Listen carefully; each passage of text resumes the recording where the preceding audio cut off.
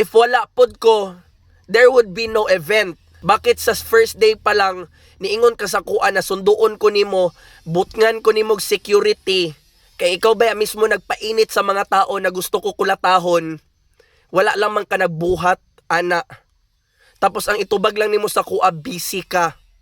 Putsang galang busy ka. G. Durano, kung wala lang unta ka nagstorya regarding atong sa boxing bay, dili na unta ma-open up tong mga nahitabo na mga negative na imong gipang buhat. Tapos karon nag-message siya sa kuha taas kaayo na i-clarify daw nako tanan. Ana siya, I saw your reel, appreciate the honesty but please don't reframe the story especially when people work hard and detailed every already settled privately. Karon tubago na to iyahang mga message by ug unsa ang tubag nako ana. Regarding the cost, you said 10k for the trip with your car. I added 5k on top out of consideration for your gas and food. Pag sure diha, remember ko, check mo yung ulit yung message natin. 15k ang gi-ask ko. Sabi ko 15k, goods na tayo.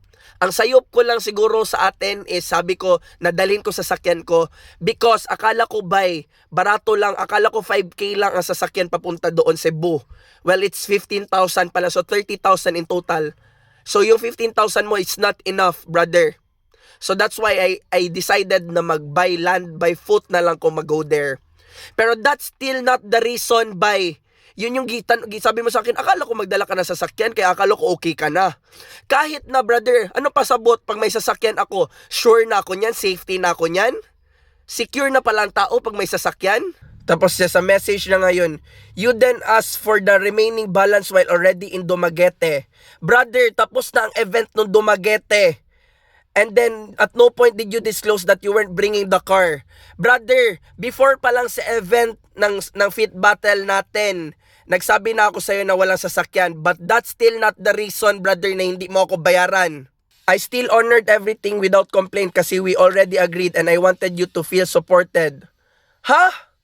But in your content, you said 18k as if it was a talent fee. Wala man ako sinabing talent fee. Sige, let's confirm it. That is for my just pamasahe and my foods, brother. Tapos number 4, ano siya? I connected you with Bad Boy Ferdinand, John Dave, and even my personal network out of goodwill. Brother, kung wala kay Boy Banat Bay, wala ako nagsabay ila Bad Boy. Huwag ka magrason dyan na ikaw nagkonekta sa akin ila Bad Boy. Bad Boy, tinuod Bad Boy na siya ang nagkonekta sa kuha o sila Banat. Ano siya? Fit Battle was never about clout. It was for fundraising and helping in need. Tama ba, nag-fundraising ka and nag-help ka in need, nag-help tayo niyan. But akala ng 90% followers natin ba na magsuntukan tayo. Kaya huwag ka maglibak sa yung mga boxing na mga event bay. Kaya kasi at least sa kanila na tinuod ang boxing. Ang kita wala na tinuod ang boxing, brother. Gipaasa mo pa sila. Tawag na live stream rin nga mga kuano. Equipment. Balay 70k na, may binuwang legit lagi ni. Tag 70k man day ng live stream na to. Tapos ang atong naipon lang 30k. May pagday wala na lang tanag fit battle, nagasol-hasol pa ta sa tong lawas, gipanghatag na lang nimo tong 70k. 30k ra maghapon di atong naipon. Buisit. Actually naawa ako sa mga organizer, no, kay nagat-call sila sa aking attention regarding itong nangyari na event. Kasi nadamay na rin sila. Ayoko na madamay sila kay basically si Jid at ako man, si Jid man talaga ang naggawa ng event na ito.